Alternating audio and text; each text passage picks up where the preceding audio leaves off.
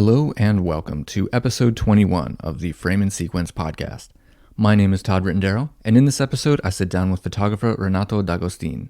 I have admired Renato's work for a very long time, and I had the pleasure of meeting up with him last January at his beautiful warehouse, studio, and darkroom on the outskirts of Venice. I remember the first time that I saw Renato's work, and it completely changed my perception and expectations of what photography could be and could do.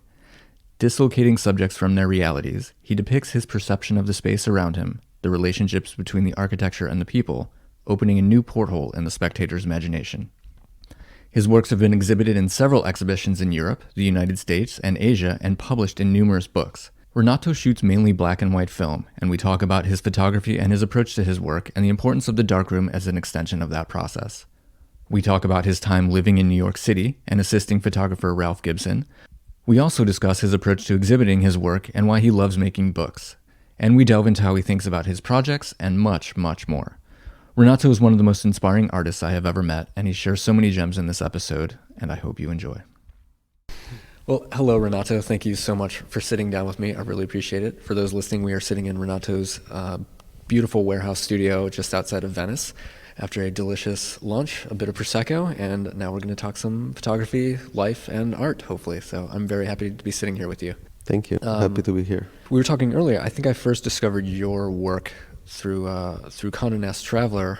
Maybe it was the cover, or perhaps it was your cross U.S. motorcycle. Yeah, that's possible. Project. The one or the other one was later, the cover, but yeah. And I just remember the first time I saw an image of yours, I was severely taken aback in the best possible way because it blew my mind open to a different way of seeing through photography.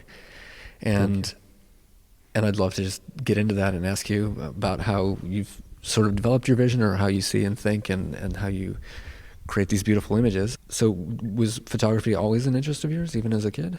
It became my major interest when I was about 17 years old.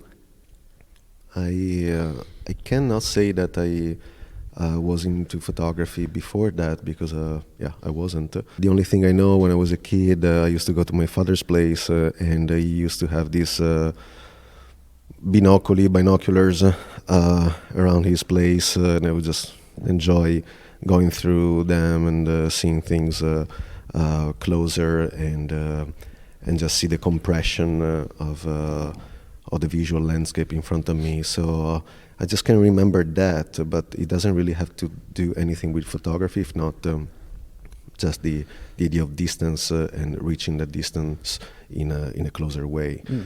So I guess that was my first encounter with seeing things through something, again, not strictly related to photography, but somehow, I guess.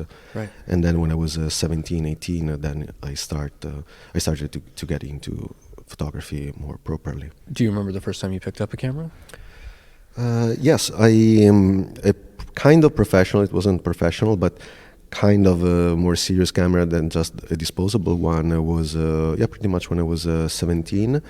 And I happened to have one in my hands because my father always had the passion for photography without even knowing how to take a photograph, but he just liked to have a camera around. So he gave me one after I expressed my interest in seeing things through a camera, and so I start looking into it and figuring out that through a lens it was much better. Do you mind telling the story you were telling at lunch about walking through Venice and kind of seeing that picture and how that may have propelled you? Of course, that was really the first real encounter with vision, I guess, more than photography, because I still didn't know what photography was. I had no idea what it meant to use a camera. I never really seen one, if not just from some ceremonies I had to go through when I was a kid. And so I was walking in Venice, and I just saw a situation that kind of told me that it could be a nice photograph without, again, knowing that what a photograph was.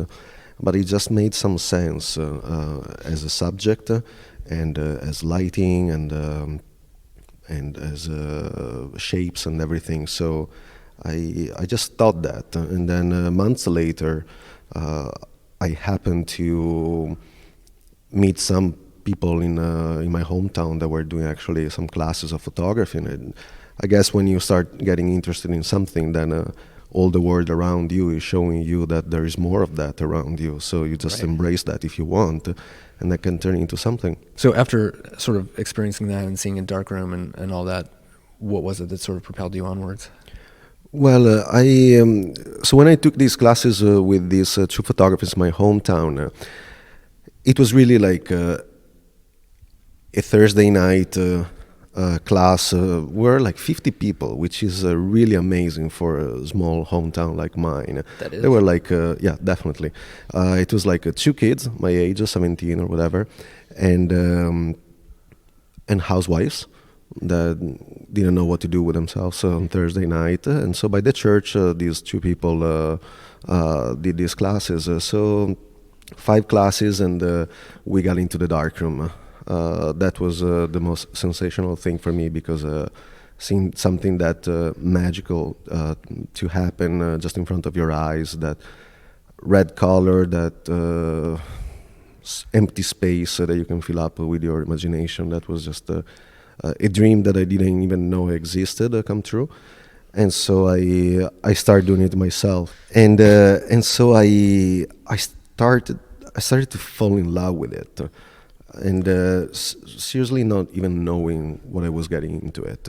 And time went by, and the time to make the decision after high school to do this or that with my life was about to appear in front of my eyes. And so I decided to do something. At that time it seemed drastic, now it makes me laugh, but I decided to do a 1-month trip after high school and go through Europe, through the western capitals of Europe, just with my camera, just with 20 rolls of Tri-X. And my idea was, okay, I get back from this trip, and if I love being alone, being 1 month by myself around Europe or wherever, if the result is good enough, if I enjoy just thinking about what I see and how to make it turn into a photograph, then the decision is there. I will be a photographer. I came back, all the answers were yes, okay, good, and so I became a photographer. Wow. Actually, I stayed a photographer or something, I don't know. That's incredible.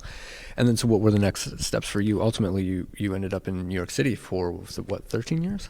Well, before that, I had to do a little thing in between. I couldn't just go straight to New York. I went to Milan because in my hometown, being a photographer meant at that time being a wedding or a passport pictures photographer.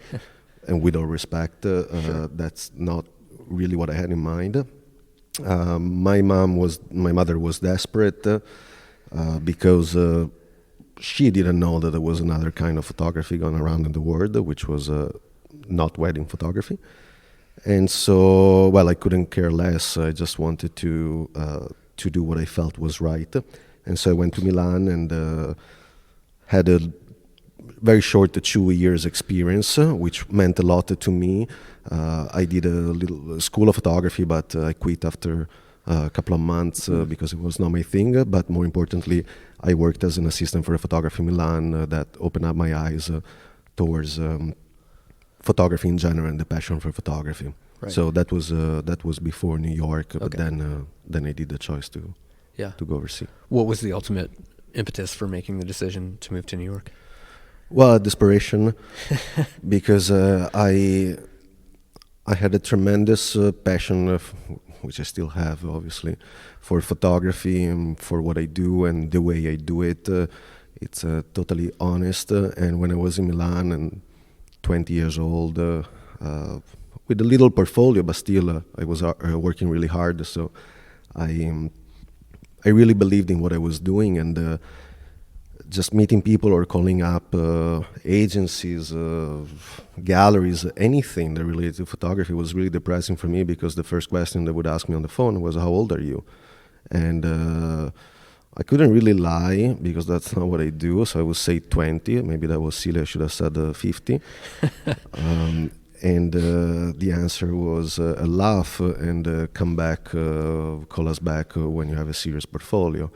I'm not a very patient person, if not in photography and in the darkroom, but in general, when it's about presenting my work, I try to push hard because, well, if I believe in it, there's no reason not to. Right. And so I just got sick of it. And in the meantime, I had the chance to do a couple of days in New York because my sister was studying in Washington and so on. And so I just saw that approaching some realities there.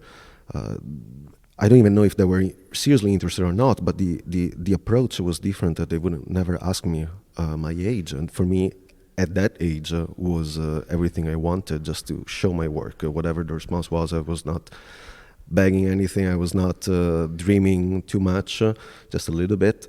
But the fact that they wouldn't ask me the age, but just to see the work meant everything. So I decided to go. Wow. Incredible. And so what sort of work were you showing at that time? Were you still finding your vision? Well, I still am finding my vision. At that time, it was a little bit less precise than now, I guess. It was it was a group of photographs, my very first shots from that trip across Europe. Oh, wow.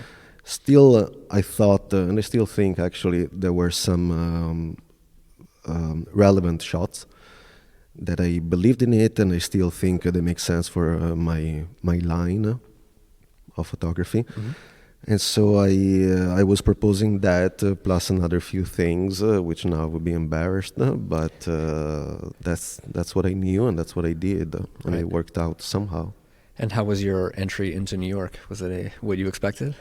Well, I didn't know anybody there. And my actual entry in New York is kind of funny because I arrived on JFK, and everybody had told me, don't take the black cabs, just take the yellow cabs. And I didn't close my eyes on the plane, anything, and I was just so excited to be there. I didn't even listen to what people had told me a few days before, so I just took, obviously, the first guy that comes up to me and says, do you need a cab? I said, sure. And I was supposed to go to this place that someone I knew from here was about to come to rent a couple of weeks later, but she was kind enough to tell me to use it. And so I took this cab, and you made me walk to this garage or something, I don't remember. And I said, okay, well, this is my arrival in New York. They're going to steal everything, whatever. I'm lost. I don't know where I'm going. But at the end, he was a nice guy. But when we got to the exit of the garage, there was the bar that lifts up and goes down. And I was sitting in the back, and he just kept going. And I was like, man, what? And he just crashed into that bar, that thing that was coming down. Oh my God. And he destroyed the windshield, glass everywhere. He was really going high speed. I don't even know why in the garage. So that was my entrance to New York. I got to Manhattan, seeing Manhattan through a hole in the windshield of the car. That was my first arrival in Manhattan. Well, at least you saw it from a slightly different perspective than most, probably. Yeah, Cracked definitely. windshield. That's so He funny. did too. And then at that point, were you just hungry to get your work in front of people and continue shooting? Yeah, I had all my cameras. It seemed like I was going there for my next 100 years for what I was carrying with me. I was really loaded with portfolios, matted prints, which was a big mistake to do. But I was, and still am, a European, so I took care about the passepartout. Right. And everything proper, which I totally understood that was nonsense there. And my cameras, so I start shooting, obviously, and I start trying to get my work to be seen by whoever was in the world of photography. Everybody. I was desperate. I only had 3 months for my visa to use, my touristic visa.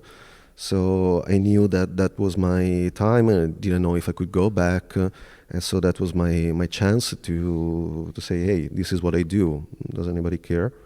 And, well, some people did. So I stayed there for 13 years. Amazing.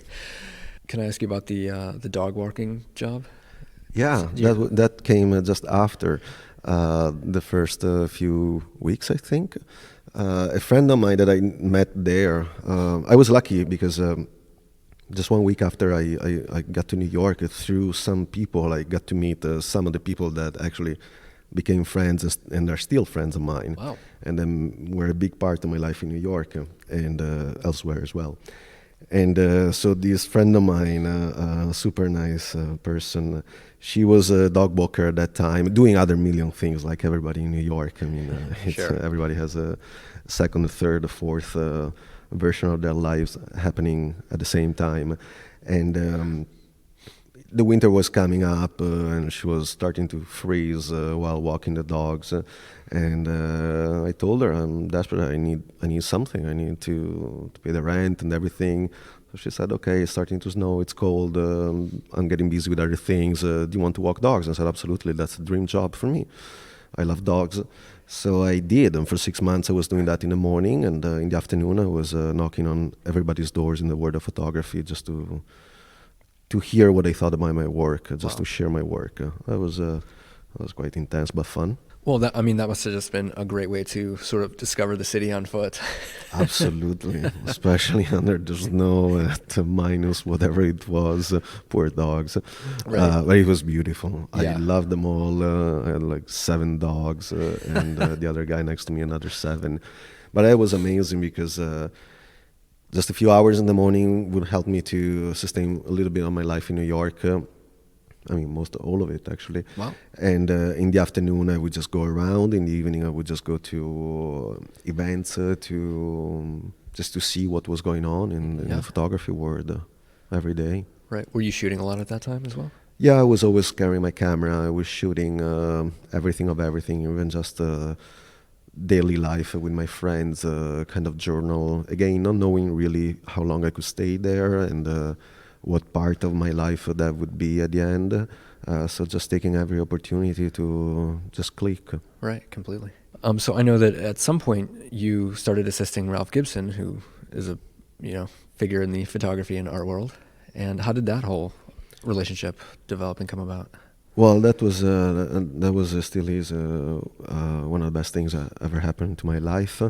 Ralph is everybody knows, an incredible photographer, worldwide, amazing artist, and I consider myself extremely lucky to have been working with, for him, or whatever. It was always kind of the same thing. Obviously working for him, but I felt like we were sharing much more than that. Sure. And there was a mutual respect that I always loved, and made the experience just remarkable for me as a human being and as a photographer. Towards the end of my 6 months walking dogs, I already knew the work of Ralph quite extensively, and I loved it. And I decided to approach him, and he was kind enough to invite me to his studio. Wow. To show him the work, and so I did. And he pulled out a couple of photographs that he liked. He said, well, these are going to be in the history of photography, so you can start cleaning the studio tomorrow if you want.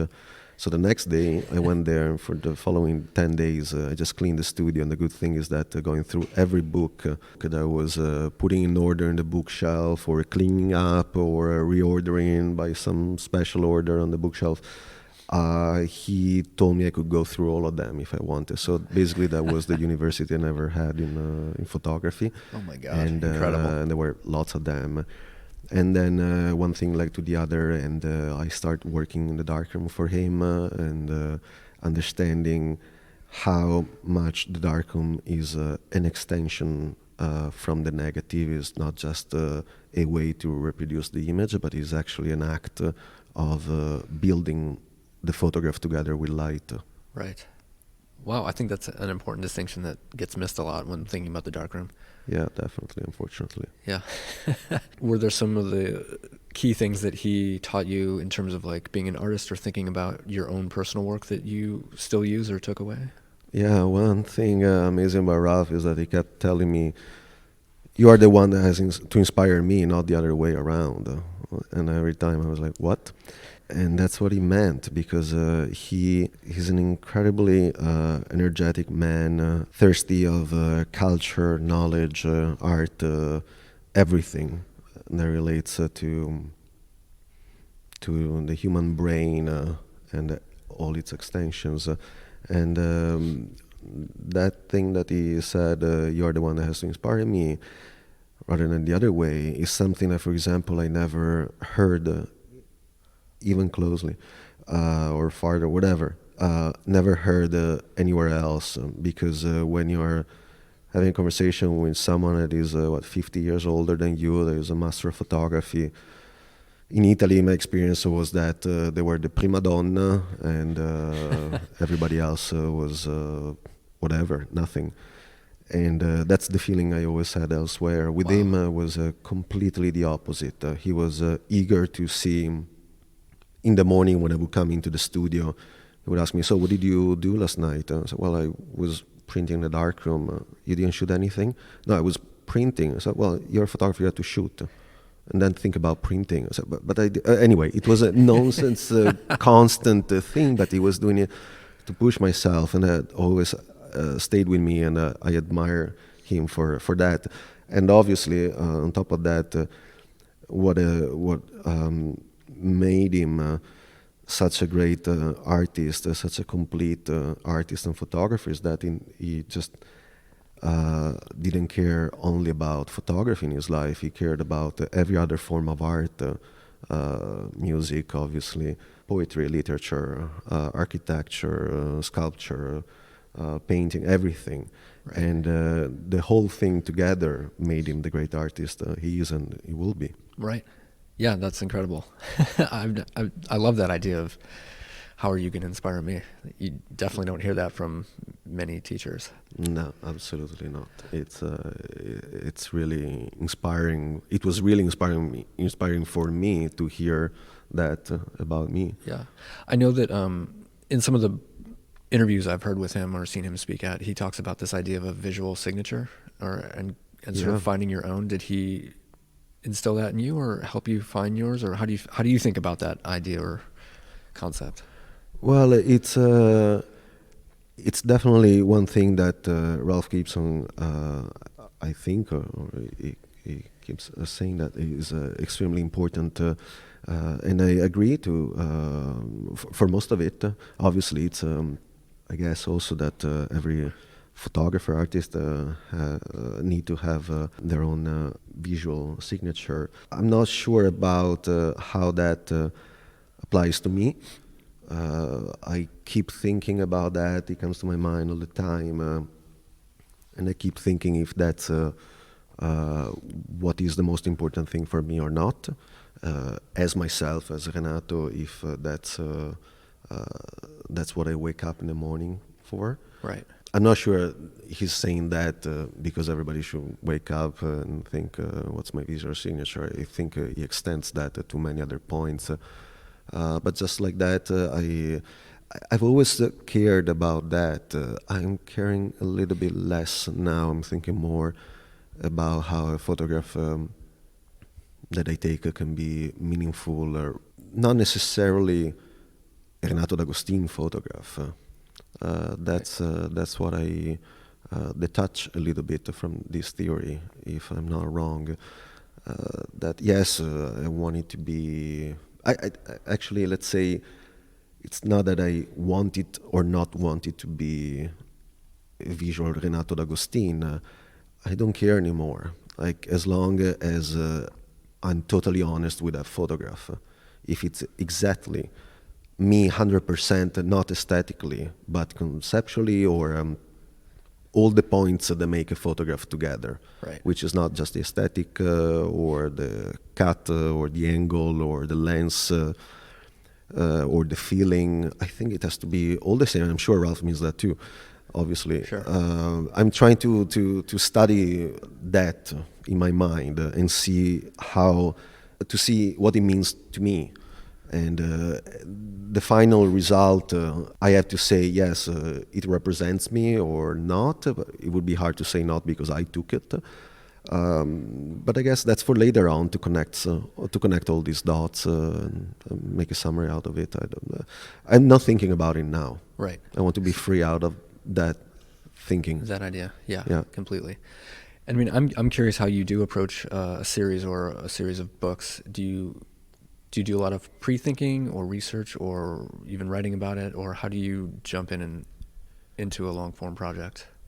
Well, it changes all the time, the approach. I have projects that started because one reason, other ones that started because of the opposite reason. For example, I went to Tokyo in 2007, I believe, because I fell in love with Japanese photography and Japanese photo books. Oh, wow. And so I said to myself, what can I do there?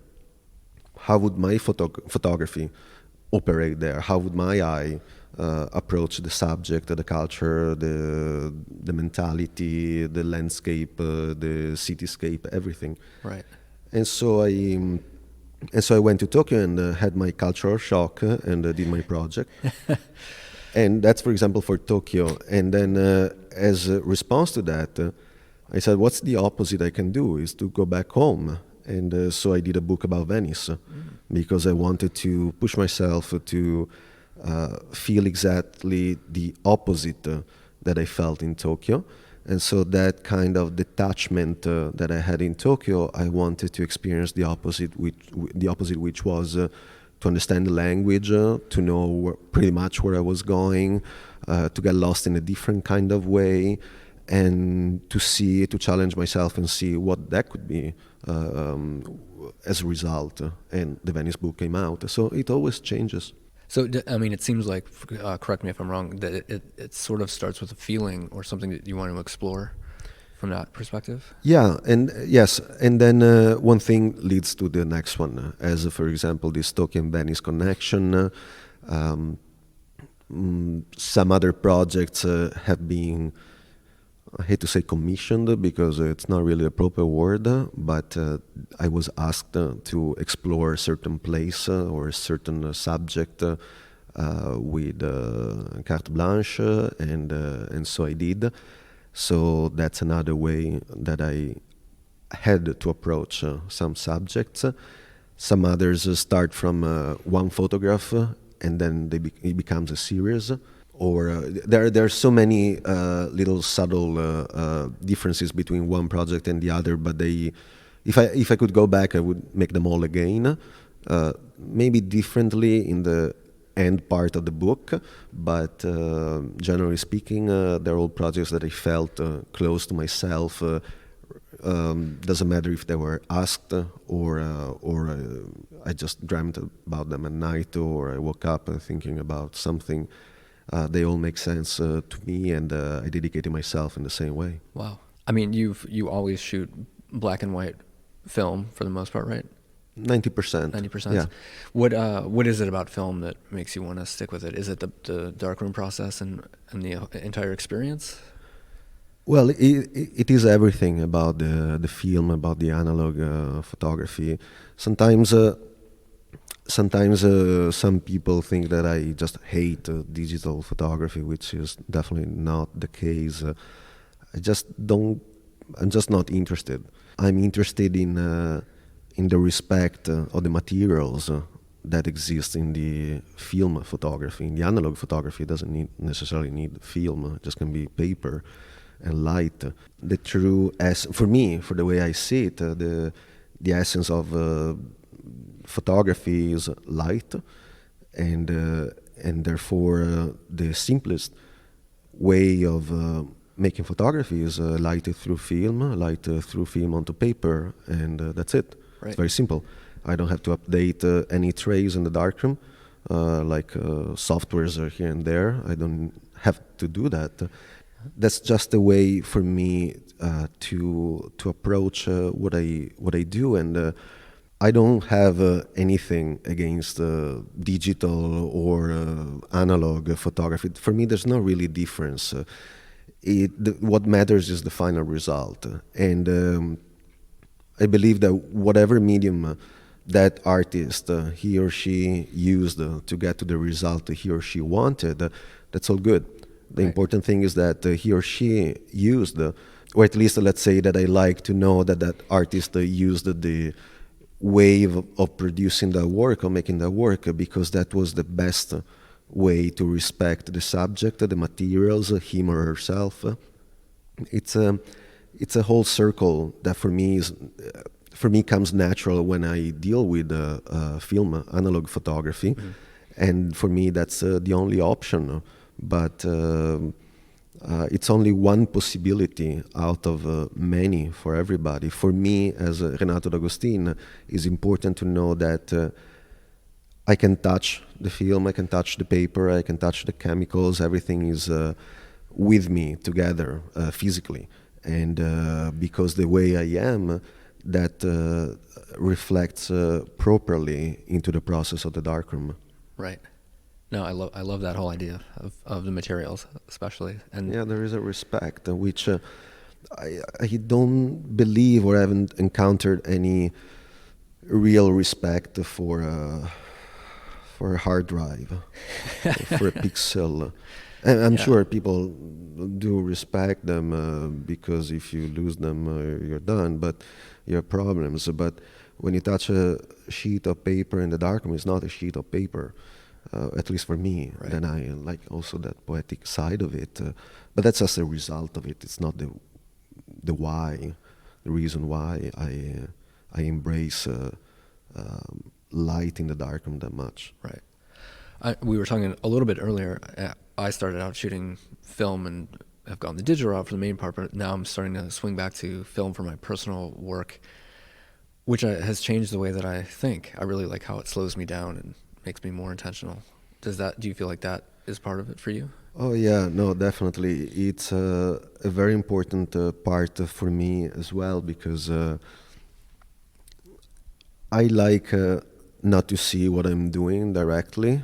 Many times I find myself with 36 shots and at the 35th shot I still don't have the photograph and then I know the subject is moving 2 centimeters to the left or to the right or up and down, and I have 1 shot left, and I know that I will focus at the highest level I can in that last fraction of the film. And I believe that tension, for me, that works for me. Somebody else might not work like that. I'm sure they don't.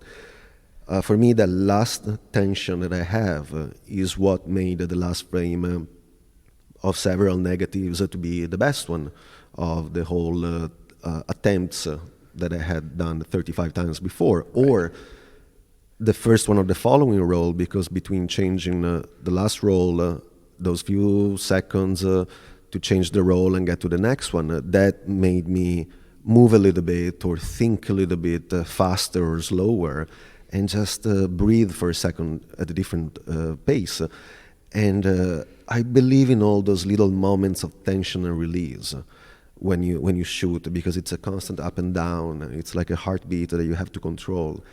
And not seeing exactly what I'm doing on the back of the camera, like if I was shooting digital, that allows me to breathe at a speed that I can sort of push or slow down to the tension in respect of the subject that I'm photographing, or to myself, to how I'm experiencing the situation in that precise moment. If I was able to see what I'm doing, I think the next photograph will be affected by the previous one. And if I see what I've been doing, then I see that it doesn't work. I wouldn't take the next one. Maybe I would just drop the subject and change the scene. Right. And instead, many times, and basically all over my photography, it's by catching the moment, yes, of course, but it's a constant flow of my mind with my hands, my eyes. It's all together. So I find that with film camera, I can adjust my speed with the camera and the subject. Right. Does your choice of equipment factor into how you shoot or how you like to think about shooting? I don't really think much about the equipment. I mean, I do in some ways, meaning that, for example, I like a short lens. I'm saying 50. I don't go shorter than, rarely go shorter than that. And I like very much the long lenses, and I like to put them together. So I usually carry around a couple of, at least a couple of cameras with 2 different lenses. And the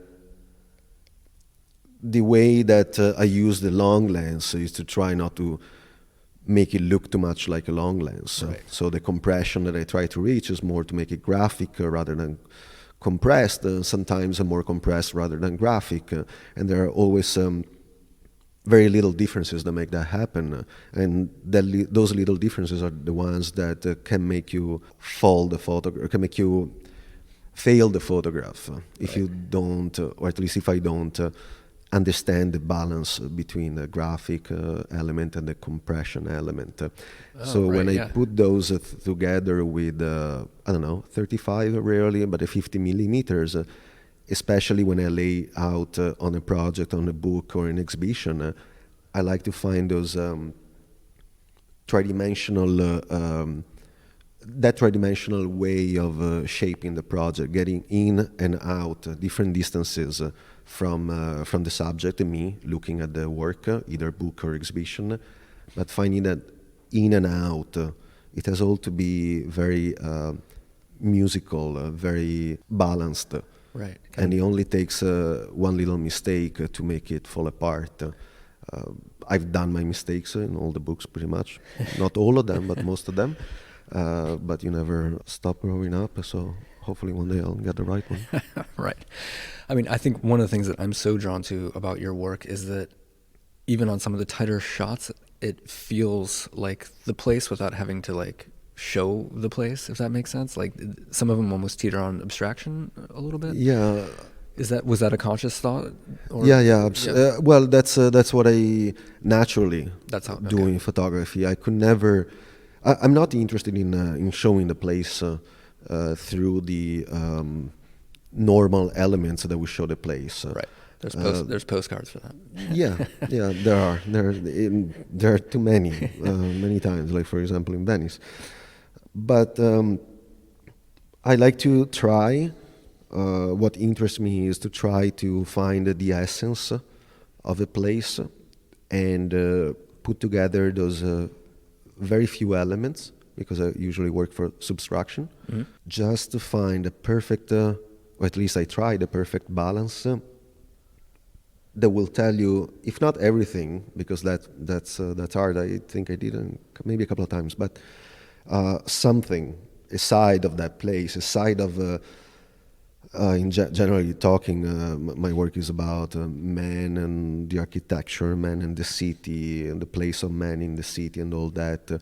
So try to summarize, sum up those elements or some of those aspects in one bidimensional image. That's my usual challenge, and that I can say essence, one part of the essence of that place, or that not even necessarily, and I'm losing that even more, not necessarily a specific place. I'm trying to take it a little bit more broad and a little bit wider now, and thinking about it, like for example for my latest project, Harmony of Chaos, about Shanghai. I try to take it not about Shanghai, but more about a universal scale of the megalopolis.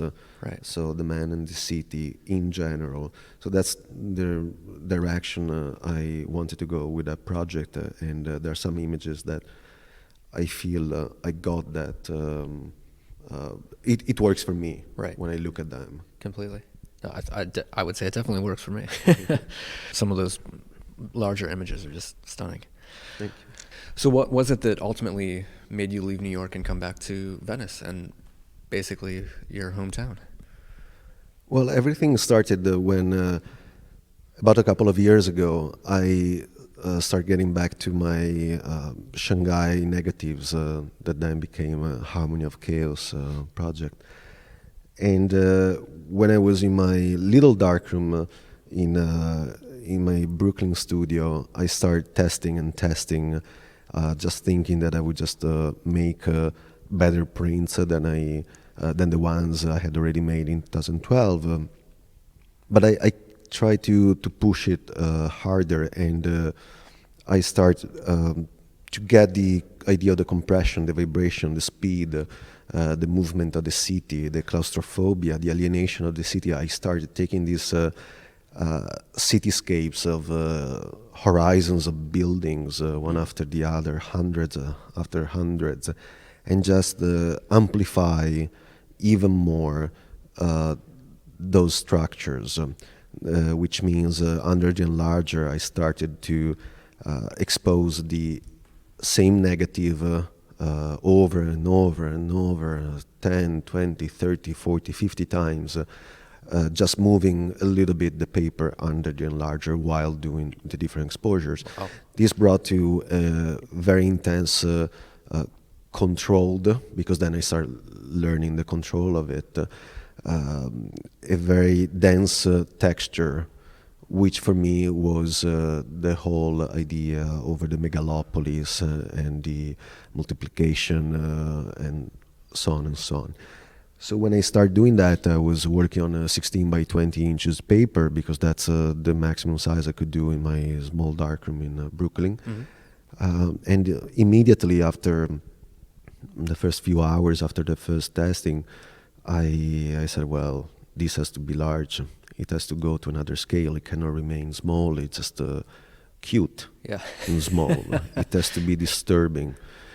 So I took out the enlarger from the darkroom and projected into the large wall of the loft, and just to see if the larger scale it would mean more, or it would just be a larger image, or if it actually made sense. And it did make sense. It did make sense. Just even projecting on the wall. And then I said, so what I do with trays? I need like meters and meters of trays. What does that mean? I don't know. I've never seen them anyway. So I said, well, what if I find another space? And so I started looking at warehouses in Paris, in Berlin. And I said, everything. This was the first night I tested, and so I said, well, you know what? I'll just go back to Italy. It's close to everywhere I need to be in Europe. It's possible because I know I can find the space that I need. And I said, you know what? I'll just look nearby my hometown, and so I did. And 2 days later, I was on a flight. I came to see the first place, which was this one where we are in now. Incredible. And then just to open up some more possibilities, I looked for another few around, but they were older buildings. You had to redo the windows and this and that. And so this one was perfect. So I did it. And for 1 year, I kept the two bases, New York and a little bit more than 1 year, New York and Venice. And then some other things happened that led me to just be here. And so basically the initial thought for getting this place was just to go to a larger scale. So for the same reason that I moved to New York in 2005, for the exact same reason, which is photography, I moved back. Incredible. Just because it made sense for my work. Right. My life is a secondary thing compared to my work. The priority is to just make sure that I can do what I feel I should do in the best environment possible. Or not, but at least that makes it possible to do. Right. And this is the reason why I got this space and set up a large darkroom, and allow me to work on 2 meters of paper. Yeah, I mean, it's an incredible space to be sitting in here as the afternoon warm light is pouring in and your 2 meter prints are on the wall. No, it's spectacular. Do you find that you miss New York at all? I do miss some things about New York. I miss my friends there. I miss, of course, the vibration of the city, the speed of the city. But at the same time, when in my last 2 years there, I was missing the opposite. Right. I was missing what I'm living here now, which is more sort of quiet, more quiet life, more life. I mean, always thinking about photography, not about life in general. I'm not interested in that. I'm interested in what takes me to my work. So more thinking, more studying, more experimenting, more freedom. I found myself in New York that I was shrinking down what I was loving about photography, which was just doing that, rather than doing what you do in New York, which is going out a lot and meet people and do all that social life, which is great. And when I was there, I used to do that. Here, even if you go out, you're just by yourself on the street. There's nothing and nobody to talk to, and that's great. But you can find it in Venice or Paris or London, which is just a few steps from here. But when I'm here, I know that the stress is different, the pressure is different. It's a pressure that I impose on myself to work in what I want to do, not in what I have to do. It's more quiet, which is not the right word, but it's more. I think it's more positive vibe for me, for the way I am. I'm not that social as a person, so this place, which is an industrial area, there's really nothing happening. And the only thing that happens is what happens inside these walls, which is everything I do from day to night, and that gives me a pleasant feeling of pleasant pressure that I put on myself, which is a good kind of pressure, I think. We must have lived in New York around this. We probably overlapped each other at some point, which is funny in Brooklyn. Funny, yes. But living in New York definitely takes a certain amount of wattage just to exist, let alone pursue artistic things or deeper thought. At least for me, I'm the same way. I'm more introverted, so. I totally agree, but I'm sure there are people that can do it really perfectly to be fully creative and artistic as much as they want, totally honest with the work. I'm not like that, and I loved my life, my 13 years in New York. I loved every day of it, but now I love every moment of this place because. It just allows me to live my work differently, and I just guess more honestly. I'm not sure what that means exactly, but I feel that way. I just even more true if it's possible. More close to my work, and at any scale now, so I can experiment, and some things work just better in a different scale. So this space allows me to include that possibility in the process. Might not be the final, but for this last project was. The next one might not be, or anything. And now you have a beautiful home base to come back to. And besides Venice, is there any other city that's calling to you for a potential project? To photograph? Yes.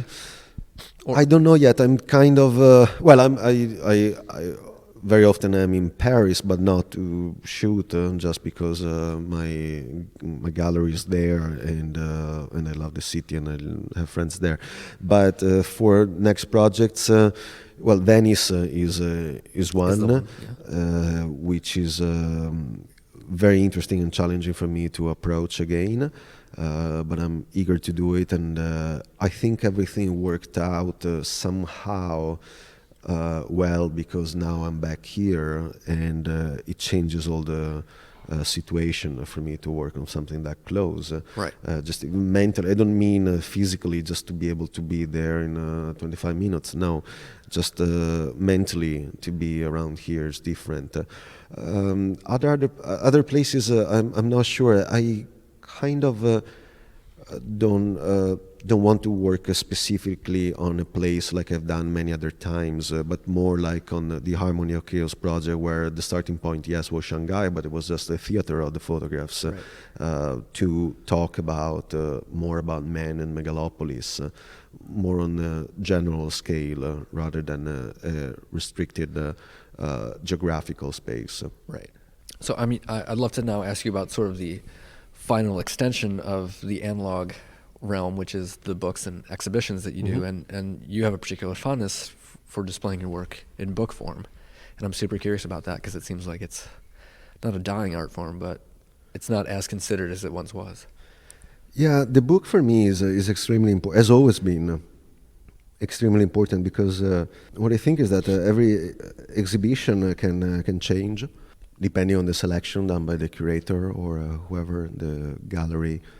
It can change depending on the culture at which you present it. There can be some editing, the framing, the size, the budget that allows you either to make a small print or larger, changes the feeling of the project. The book always remains identical. In time, it doesn't change. It will be pretty much seen from the same distance from every person that will go through the book. The paper hopefully doesn't change. The size is always that. The text, if there is any, is always connected to it fully. Mm-hmm. And the sequence remains the same, which can be good or bad. If you've done a great job, it's better if it stays in the same sequence. If you made mistakes, you wish you could change it, but you can't because it's too late and the book is out, or it's been out for many years. But everybody makes mistakes, and so the book just remains and respects fully the total complexity of that moment. When you were sure those were the things, that was the selection, that was the sequence. So it is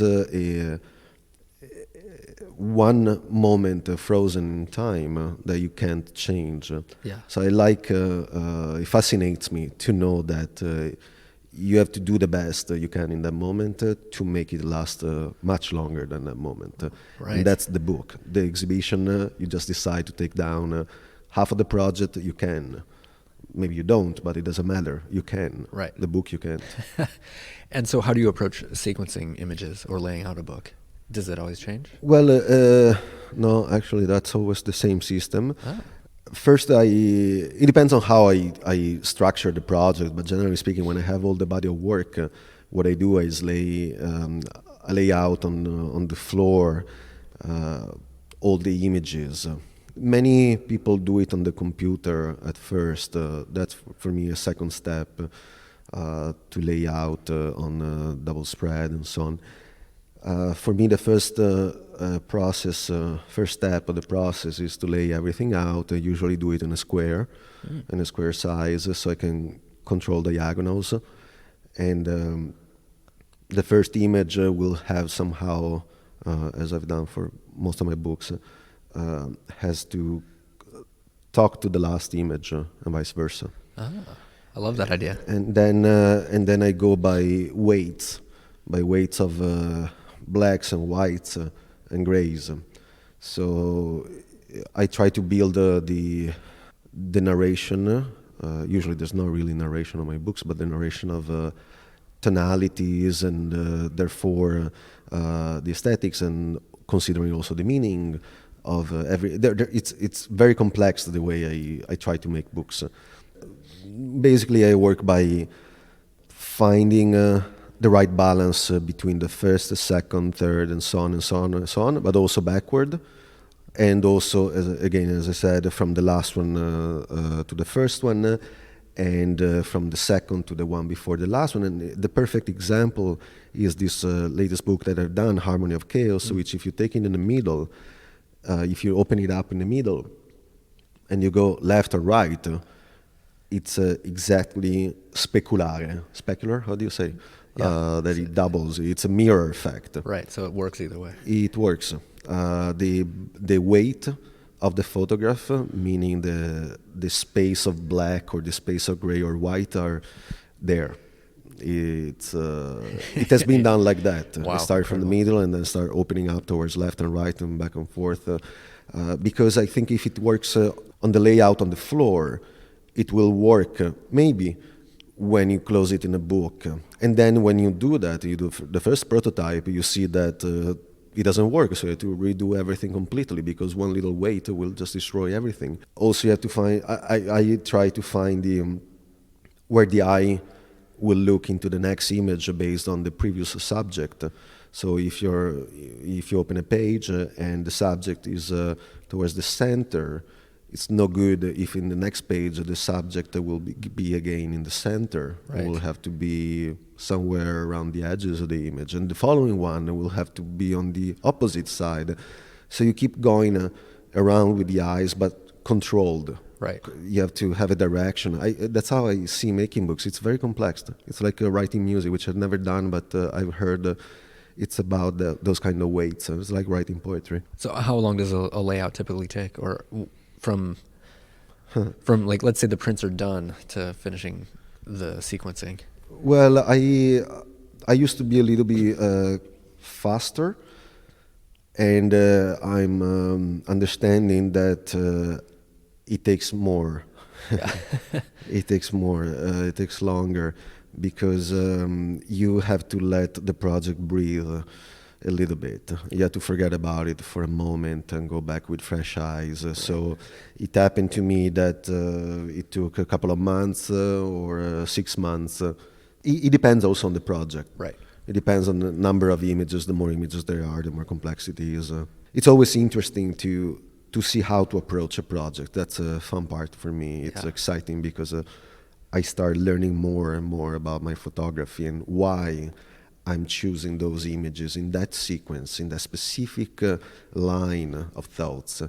And there is always one, I try to force myself to only use one music that I listen to, and I've done that for all my books. Oh, wow.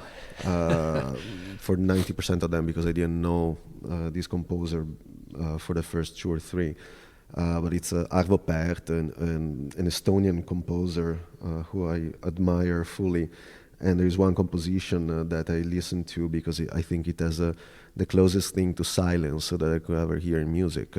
And that's the balance I try to recreate in my books.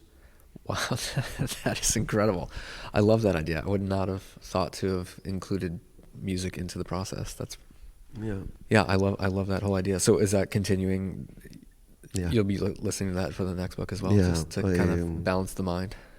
Absolutely. It's I don't know if it worked or not for me, but that's what I like to do. I like to sometimes put some limits on myself and see how I will work on the next project. Even if the last one was 1 year ago, I want to keep doing the same process, but see how I've changed. I want to use the same parameters I used 1 year or 10 years ago. Yeah. But because I think those are parameters that made sense for my sensitivity, and I want to stay in between those lines, but pushing the work instead. Oh, so right. I think that might I don't know, take me somewhere else. Yeah. Interesting. I love that idea of I always work better with constraints. If I'm left to my own devices, wide open, nothing gets done. Do you shoot daily? Do you carry a camera with you? No, I don't. I used to carry my camera everywhere, and a couple of years ago, for several reasons, I decided to stop because I wanted to shoot less by instinct and control myself a little bit more, which is just a temporary moment for me. I said to myself last week that I will start again carrying my camera everywhere just because I miss having those visual diaries of whatever happens around my life. But I've done 2 years without even traveling without my cameras. Sometimes I was just by instinct looking for it and just wouldn't find it on my shoulder. It was weird at the beginning, but I wanted to try that because I didn't want, as I said, just shoot just like that, just for shooting because I like shooting. No, I wanted to see and then think and then translate and then maybe find again that scene differently in front of my eyes that repeats itself somewhere else on the other side of the world, or just having faded memories of what I've seen in the past year and just come up and see it somewhere else and just shoot it when I actually have to shoot it. I don't know, I'm testing myself, and I've never done it before, but then I got to a moment where I just want to focus more into one direction and explore more rather than just be a photographer. Right. I am just a photographer, but I want to amplify that. to something else that maybe I opened up with my latest project. Maybe that's it, or maybe there will be more. I will figure it out very soon. Right. I mean, that's an incredible discipline to not carry your camera on a trip. Yeah, yeah. Did you panic the first couple of days of or? Well, I was. It was the right thing to do. Yeah. I'm glad I did, and I'm glad I'm okay now with getting it back. I can't wait. And actually I have some new things that I'll be working on very soon. So I will be carrying more than one camera around, but for very specific things. But as a daily life, I'm sorry for some situations where I didn't have it. But at the same time, it's fine anyway. Right. I'm glad where I am, and I'll keep doing the same soon. So there's no problem. And where do you see your work moving? You mentioned earlier, I think before we started recording, that you are interested in more subtlety. What does that mean to you? Yeah, I figured out with the latest project, Harmony of Chaos, that maybe it was time for me, and also thanks to some people around me or some other inspirations that I got, and maybe the location that has changed drastically from New York to outside of Venice. Many things together. I think there are those kind of moments in someone's life, whatever he or she does. It doesn't matter if it's an artist, photographer, or an accountant or anything. There are certain moments when you have to that you have to embrace and just try to understand it rather than fight it or be scared or be totally comfortable or be both or be nothing. And so I've been in that kind of transitional moment, and the result was for me was great because the latest project came out at a scale that I couldn't imagine, going up to 2 meters with the prints, to a selection of only 13 images, which usually used to be 40, 50, 60, which might not mean anything, but for me, knowing myself, all those little elements plus many others mean a lot. So, which I guess it is to slow down a little bit, embrace things differently, approach the subject from a different way of experiencing it, right, and myself in relation to it. So the Harmony of Chaos project actually was shot in 2012. Oh, wow. But I only made the prints, the final prints, in 2019, which I'm very glad that after 2012 the book never came out, the initial book never came out, because it was a whole different project. Wow. It was many more photographs. It was just another thing. Instead, by some weird reasons, that project never came out, and I guess that was I'm sure it was a positive thing, because it led me to something else that weight. Right. So I try when I can to learn from situations, not necessarily mistakes, but just things that happen, and that waiting made me open up towards something that in 2012 I would have never even think about it, and would have never thought about it. And so I like to see that from outside a little bit, and inside as well, but as an observer of myself, which I always try to do. I like to study what the situations are around me and how I act around or in them.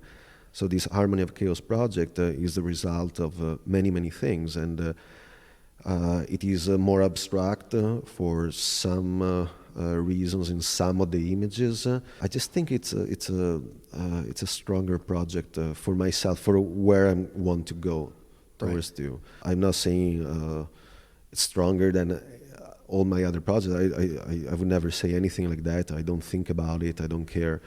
It's not the way I think. Right. It's just, for me, it's an evolution, just because it opened up my vision into something that, as I said, maybe years ago I would have not approached, and the result, I like it a lot. It satisfies me, and it helps me to experiment more for the next one. Yeah. Do you think you'll continue off in that direction of more, again, abstract's not quite the word, but without the definitive sort of... Well, I can't say that I can go towards one direction or the other. It's not really how I operate. I go where I feel like that's the only way I can go. Yeah. I don't even consider the other possibilities. I might look at them, but I cannot even consider them possibilities at all. Interesting. I just see one thing and I will just keep digging into that.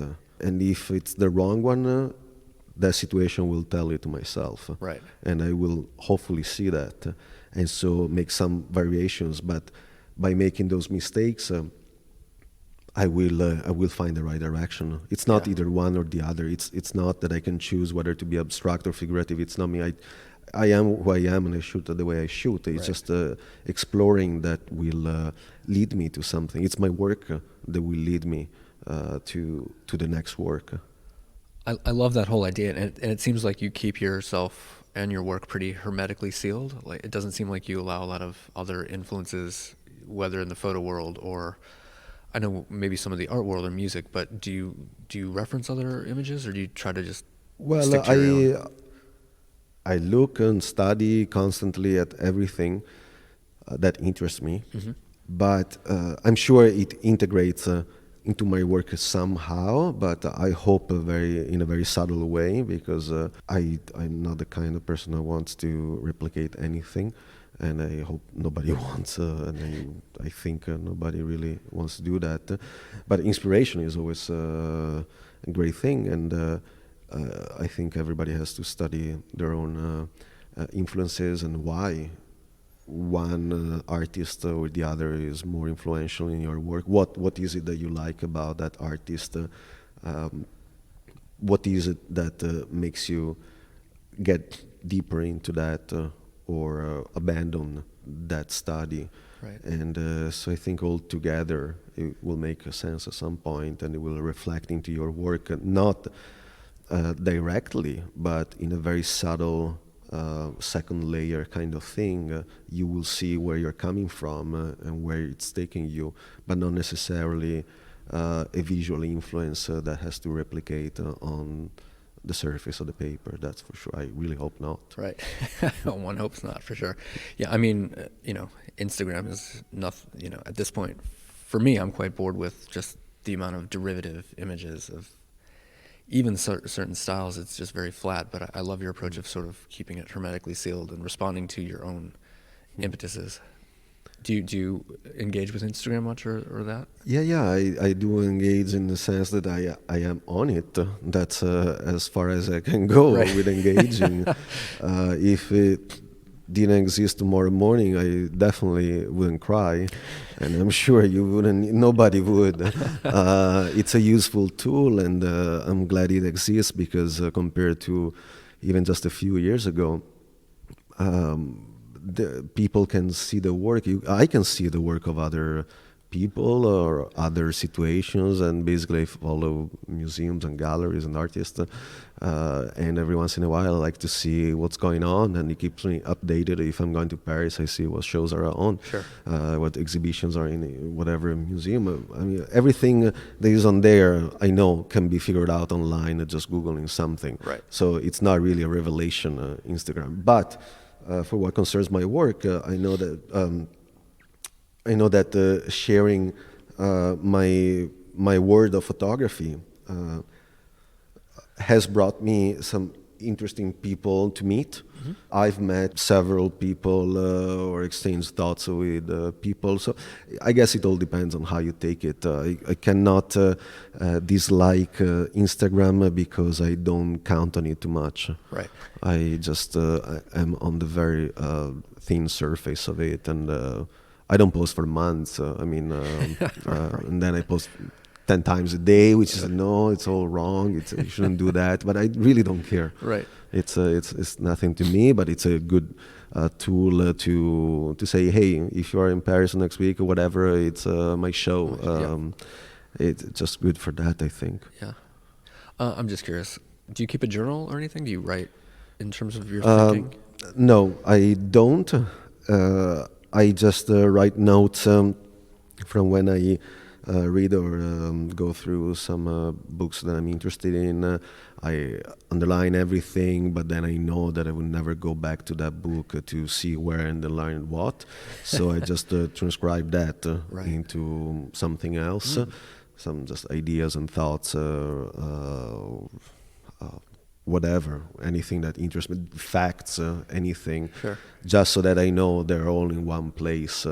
If I need that, I will just go straight to the journal. But no, I'm not the kind of journal in the sense that you're saying, kind of person. I definitely keep all my contact sheets with writing on the back, whoever is in that picture, even if it's photographs of life and friends or anything. I write down every detail possible. So if I go through my contact sheets, which are insanely well organized, I'm sure there are many better ways to do it, but for me, I'm at the highest so far on my archiving kind of thing. I'm very proud of that. I hope I will find even a better way, but for now, everything is organized, and that's my kind of journal. All my Completely. contact sheets, where I write on the back everything I can to remember the moment and connect if I'll lose my memory in Right. tomorrow. That's the kind of almost like the best kind of visual journal is to go back through the contact sheets and see where you For were me, and what you were for me thinking. it is. I'm a very visual person, so it works. Yeah, no, that's great. Is there another personal project that you're thinking off in the future, or is there one that you haven't quite tackled yet or not ready to tackle yet?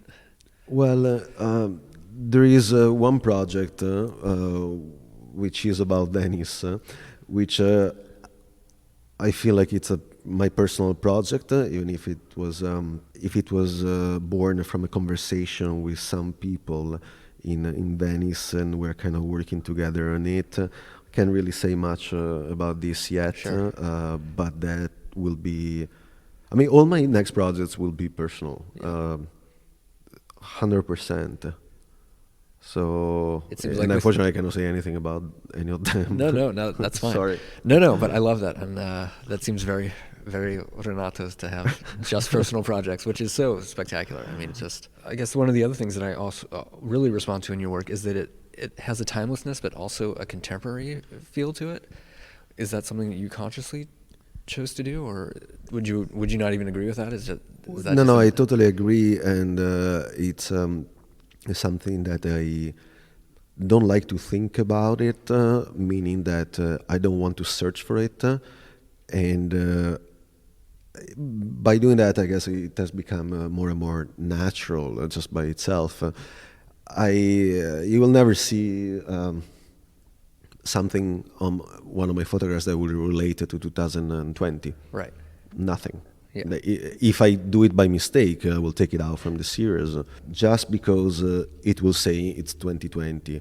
And there are photographers that do that and want that way, and they do it in the best way possible. For me, I don't want to. I want to look at one of my photographs and get lost in time, get lost in space, not think about any correlation with time and place. Yeah. More and more, if you were asking me earlier, direction or anything like that about about next projects and so on, maybe even more and more that kind of thing. Yeah. The universality, meaning not just about space but time as well. In my photography, because also of the minimal approach that I have to the subjects, again through subtraction, I tend to eliminate the subjects rather than include them, and that allows me to have more control on which subjects I want to include or not. And the subjects I will choose are not and will not be related to specific moments, because I want them to last forever, in the sense that in 50 years, I don't want them to be related to when I was 30 or 40 or whatever. I just want them to be exactly the same as when I shot them. Right. That's essential for me. It's the infinity of a shot, of the longevity of a thought or of a subject, Yeah. just not to be related to any boundary given by things that we're subject to, time, basically. Right. Is that part of the large reason that you choose black and white and even triax? Yeah, it is. Black and white is for several reasons. A main one is that reason, the timeless, the silence of black and white compared to the many times noisy color, which is beautiful, and I shoot sometimes in color. I've done some, and I love photographers that really can do great things in color. It's amazing, but it's another thing. For me, the simplicity of black and white, the purity of just three, let's call them three tonalities, black and white and gray, even if it's not like that, it doesn't matter. Right. But just the presence and absence of gray that will make white and black are just enough for me. Yeah. It's already a lot. It's a lot to manage, it's a lot to control, because you have many possibilities already, and it's beautiful to have them, but it just simplifies the way that the viewer will look at the photograph. Will just go more straight, let's say, to the point, if you want to make a point, or if you have a certain specific element that you want to point out, or a subject, or a meaning, or a thought. I think, at least for me, it works like that. It just goes straight to that without interferences. Yeah, completely. It's funny, I even look at work of my own from like a few years ago when I shot with a different digital camera, and the sensors render color differently no matter how you retouch them.